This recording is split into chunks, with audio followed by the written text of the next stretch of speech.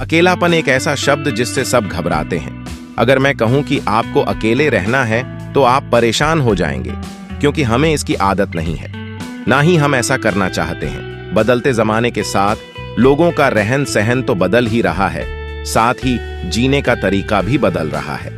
कई लोग ऐसे हैं जो किसी मजबूरी में, जैसे नौकरी इत्यादि के कारण अकेले रहते हैं, तो कई लोग ऐसे हैं जो अपनी मर्जी से अकेले रहना पसंद करते हैं, अपने काम को सच्ची लगन से अकेले ही करते हैं। जो लोग अपने मर्जी से अकेले रहते हैं उनमें कुछ अलग ही गुण होते हैं। ऐसे लोग जीवन में सफलता जल्दी हासिल कर लेते हैं। अकेले रहने के फायदे अगर आपने समझ लिया तो समझो आपने पूरी जिंदगी समझ गए। अकेले रहना किसी के लिए वाकई आसान काम नहीं अकेले रहने का, लेकिन यह भी मतलब नहीं है कि हम अपने घर, परिवार, मित्रों से दूर रहें। अकेले रहने की भी एक कला है जो आगे आपको इस कहानी में पता चलेगा।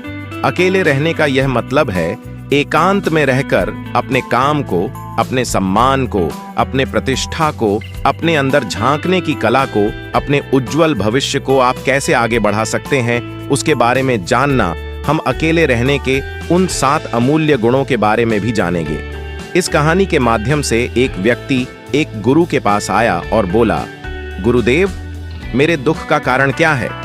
गुरु बहुत ही बड़े आत्मज्ञानी व्यक्ति थे। गुरु ने कहा, अपने आप कुछ चीजों से चिपका लेना, चीजों को पकड़ लेना और उन चीजों के प्रति आसक्त होकर उसके पीछे भागना ही तुम्हारे दुख का कारण है। उस व्यक्ति ने गुरु को धन्यवाद किया और कहा, गुरुदेव, आपने तो मेरी समस्या का समाधान कर दिया। मैं इतने दिनों से अपनी समस्या का समाधान चाहता था। आपका धन्यवाद गुरुदेव। ये कहकर वो व्यक्ति वहां से जाने लगा। गुरु ने कहा, पूरी बात तो सुन लो। उस व्यक्ति ने कहा, नहीं गुरुदेव, आपका इशारा मिल गया, बस वही काफी है, और समझदार को इशारा ही काफी होता है। 1 महीने के बाद वो व्यक्ति फिर से गुरु के पास आया। इस बार उस व्यक्ति का हाल बहुत ही बुरा था। वो बहुत ही दुखी था और सीधे गुरु के चरणों में गिर गया और कहा, गुरुदेव, आपने जो कहा था मैंने वैसा ही किया, पर मुझे सुख नहीं मिला, मुझे तो और दुख मिल रहा है। गुरु ने उस व्यक्ति से पूछा, तुमने ऐसा क्या किया? व्यक्ति ने कहा, मुझे अपने परिवार वालों से, मित्र, रिश्तेदारों से दुख मिल रहा था।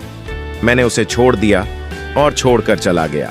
2-4 दिन तो मुझे अच्छा लगा, पर धीरे धीरे मुझे उनकी याद आने लगी। अपने माता पिता, अपनी पत्नी, अपने बच्चे याद आने लगे, रिश्तेदार, यहां तक कि अपने शत्रु भी मुझे याद आने लगे। इतना दुखी तो मैं उनके पास रहकर भी नहीं था जितना मैं उनसे दूर होकर हो गया।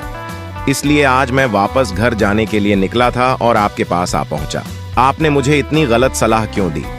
गुरुदेव, गुरु मुस्कुराए और गुरु ने कहा, तुम परिवार को छोड़कर भागे मित्रों, रिश्तेदारों या हक तक की शत्रुओं को भी छोड़कर भागे, पर यह तुम्हारी गलतफहमी थी कि तुम छोड़कर भाग रहे हो। वास्तव में जो तुम उन्हें लेकर भाग रहे थे।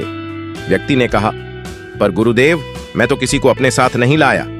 गुरु ने कहा, जो चीज हमें दुख देती है वह कहीं बाहर नहीं होती, यहां तक कि जो हमें सुख देती है वह भी बाहर में ही होती। यह सब परिवार वाले, रिश्तेदार, मित्र, शत्रु, ये सब कहां बसते हैं? यह सब हमारे मन में बसते हैं, और जब तुम भागे तो तुम अपने मन को साथ लेकर भागे, और तुम्हारे मन में तुम्हारे साथ भाग रहे थे जो तुम इनसे कहीं दूर गए ही नहीं। जब जो चीजें मन में बसी हो और वह आसपास हो, वह हमें बहुत लगता है, पर वह बहुत कम होता है, और जब हम इन चीजों से दूर हो जाते हैं, यही छोड़कर भाग जाते हैं, तब मन उन चीजों को पाने के लिए फिर से प्रयास करने लगता है, और तब यह चीजें बहुत ज्यादा दुख देती हैं, जैसा तुम्हें वो रहा है। व्यक्ति ने कहा, तो गुरुदेव, मैं क्या करूं? चीजों के साथ रहो तो दुख, चीजों को छोड़कर जाओ तो दुख। क्या मैंने सिर्फ दुख के लिए ही जन्म लिया है? गुरु जोर से हंसे और कहा, यह बात बिल्कुल सत्य है। यहाँ सब सिर्फ दुख उठाने के लिए जन्म लेते हैं, पर यह भी सत्य है कि इन दुखों के पार सुख हैं, और उन सुख के पार दुख, फिर सुख और फिर दुख। जिन चीजों में हमें सुख नजर आता है वह दुख देते हैं, और जिनमें दुख नजर आता है वही सुख का कारण बन जाते हैं। उस व्यक्ति ने कहा, गुरुदेव, क्या इस सुख दुख के माया जाल से बाहर निकलने का कोई रास्ता नहीं है? गुरु ने कहा, रास्ता तो है, मगर तुम इसी दुनिया में रहना चाहते हो, इन सब के साथ रहना चाहती हो, तो तुम्हें एक काम करना होगा। तुम ऐसे ही रहो जैसे कि तुम इस दुनिया में अकेले हो। सबके साथ रहो पर अकेले रहो। व्यक्ति ने कहा, पर गुरुदेव ये कैसे हो सकता है? गुरु उस व्यक्ति को एक जगह पर ले गए जहां एक मेला लगा हुआ था। वहां बहुत भीड़ थी। गुरु ने कहा, देखो अपने आसपास, यह किसी को जानते हो क्या? नहीं, यहां तो कोई भी मेरी जान पहचान का नहीं है। गुरु ने कहा, क्या तुम यहां अकेले हो? व्यक्ति बोला, हाँ गुरुदेव, बिल्कुल अकेला हो। गुरु ने कहा, नहीं, तुम्हारे मन में कुछ चल रहा है, तुम अकेले नहीं हो। व्यक्ति ने कहा, हाँ, मैं जल्द से जल्द अपने घर जाना चाहता हूँ, अपने पत्नी से, अपने बच्चों से, अपने माता पिता से मिलना चाहता हूँ, अपने मित्रों से मिलना चाहता हूँ, वही मेरे मन में चल रहा है। गुरु ने कहा, अब यह सब भूल कर आंखें बंद कर लो और अपना ध्यान यहाँ होने वाली आवाजों पर लगा। दो व्यक्ति ने ऐसा ही किया और जैसे ही उसने अपनी आंखें बंद की और सारा ध्यान वहां हो रहा आवाजों पर लगा दिया, उसे एक अकेलापन, एकांत महसूस हुआ।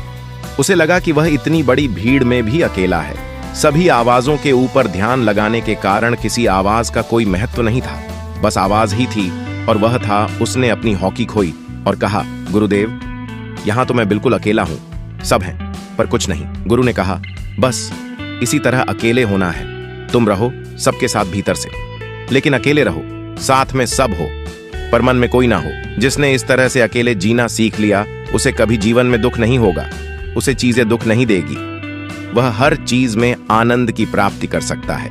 गुरु ने आगे कहा, महान सफलताएं अकेलेपन से ही शुरू होती हैं। अकेलापन हमें उनसे मिलाता है। अपने अकेलेपन को नकारात्मक मत समझना, बल्कि उसे एकांत समझकर खुद को जानने का प्रयास करो। जब तुम्हें एकांत पसंद आने लगे तो समझो तुम्हारा वास्तविक वजूद तुमसे मिलना चाहता है। अपने इस एकांत प्रेम का सम्मान करो। गुरु बोले, मैं तुम्हें 7 ऐसी खूबियों के बारे में बताता हूं जो अकेले रहने वाले लोगों में पाई जाती है और उन्हें दूसरों से अलग बेहतर बनाती है। गुरु ने कहना शुरू किया, पहली खूबी जो एकांत में रहने वाले लोगों में पाई जाती है वह यह है कि ऐसे लोग दूसरों की तुलना में खुद के प्रति ज्यादा जागरूक होते हैं। वह खुद के स्वभाव और आचरण के बारे में ज्यादा गहराई से जानते हैं। ऐसा इसलिए होता है क्योंकि जब हम अकेले होते हैं तो हमें खुद के बारे में सोचने का काफी समय मिल जाता है, जिससे हम खुद के व्यवहार को अच्छे से समझ पाते। एकांत में रहने वाले लोग खुद की कमजोरी और ताकत को भी अच्छे से जान पाते, जिससे वो दूसरे लोगों की तुलना में किसी भी खराब परिस्थिति का सामना ज्यादा अच्छे से कर सकते। गुरु ने कहा, अकेले रहने वाले लोगों की दूसरी खूबी है कि ये सकारात्मक सोच वाले लोग होते हैं। देखो, जब बहुत से लोग हमारे साथ होते हैं तो वह एक दूसरे से तुलना, ज्यादा लालच के विचार अपने आप ही मन में आने लगते हैं। फिर इंसान इन विचारों के बस में आकर उलटे सीधे काम करने लगता है। हालांकि ऐसा नहीं है कि एकांत में रहने वाले लोगों के मन में ये विचार नहीं आते, लेकिन क्योंकि वो अकेले हैं इसलिए दूसरों से तुलना, जलन, घमंड जैसे विचार उनके मन में दूसरों की तुलना में थोड़ा कम आते। साथ ही अकेले रहने की वजह से उन्हें खुद के बारे में सोचने का ज्यादातर समय मिलता है, जिससे वो अपने नकारात्मक विचारों को पहचान कर उन्हें कम कर सकते हैं। जिसके कारण ऐसे एकांत में रहने वाले लोग, अकेले रहने वाले लोगों की तीसरी खासियत यह है कि ये लोग ज्यादा अनुशासित और आत्मनिर्भर होते हैं, क्योंकि अकेले रहने वाले लोगों को अपनी ज्यादातर काम खुद से ही करने पड़ते हैं, इसलिए ये दूसरों की तुलना में ज्यादा आत्मनिर्भर होते हैं। साथ ही ऐसे लोगों को दूसरों का काम भी पसंद नहीं आता। ये अपना काम खुद करने पर ही भरोसा करते हैं। साथ ही ये लोग कोशिश भी करते हैं कि दूसरों से कम सहायता लेनी पड़े, क्योंकि ऐसे लोग आत्मनिर्भर और अपने काम को लेकर स्पष्ट होते हैं। ऐसे लोग सुशासित भी होते हैं। ये लोग अपने समय के कदर करते हैं और दूसरों का भी समय बर्बाद नहीं करते। अकेले होने की वजह से ऐसे लोग एक निश्चित दिनचर्या का पालन भी करते हैं, जिससे ये लोग ज्यादा व्यवस्थित होते हैं और ये भी इनके अनुशासित होने का एक कारण है। गलो ने आगे का अकेले रहने वाले लोगों की चौथी खासियत ये है कि ये लोग किसी भी चीज के बारे में बड़ी बारीक, किसी और गहराई में जाकर सोच सकते हैं। अकेले रहने वाले लोगों की ये सबसे बड़ी खासियत होती है। इसलिए भी लेखक, कवि और बड़े बड़े काव्यों के रचिता उन सभी को एकांत में रहना पसंद था, क्योंकि जब कोई व्यक्ति एकांत में होता है तो अपने अंदर की आवाज सुन पाता है। जितने भी बड़े आविष्कार हुए, उन सब की शुरुआत एकांत में हुई थी, क्योंकि एकांत में रहकर ही किसी भी चीज के बारे में बड़ी बारीकी से सोचा और समझा जा सकता है। गुरु ने कहा, एकांत में रहने वाले लोगों की पांचवी खूबी यह है कि इनका व्यक्तित्व सबसे अलग हटकर होता है। वो लोग ज्यादातर दूसरे लोगों रहते हैं कि अकेले रह ही नहीं पाते। वो कितनी भी कोशिश करनी, लेकिन जाने अनजाने में सही, लेकिन दूसरी के व्यक्तित्व का कुछ हिस्सा उनके अंदर आ ही जाता है। दूसरों की आदतें, दूसरों के विचार उनके अंदर प्रवेश कर ही जाते हैं, जिससे उनके व्यक्तित्व में वो अनूठापन, वो निरालापन नहीं आ पाता।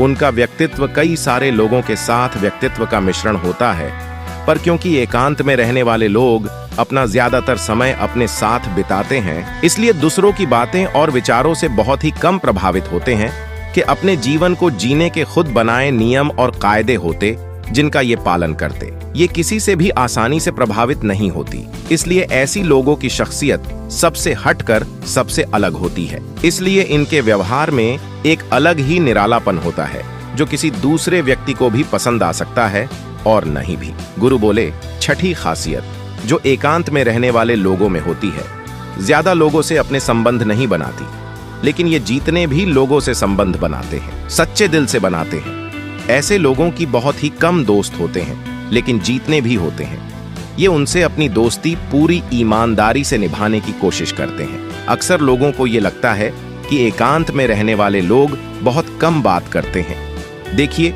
उनसे पूछिए, जिनसे ये दिल से जुड़े होते हैं, उनसे ये कितनी बातें करते हैं। वैसे लोग इन्हें अपना मान लेते हैं और वो इनके सामने अपने पूरे दिल की बात रखते थे।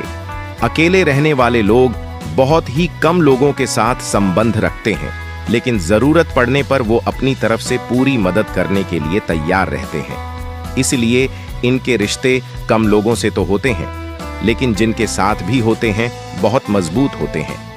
अगली खासियत, अकेले रहने वाले लोग मानसिक तौर पर और भावनात्मक रूप से मजबूत होते, क्योंकि उन्हें पता होता है कि अगर कोई समस्या उनके ऊपर आती है तो उन्हें अकेले ही उन समस्या से निपटना पड़ेगा।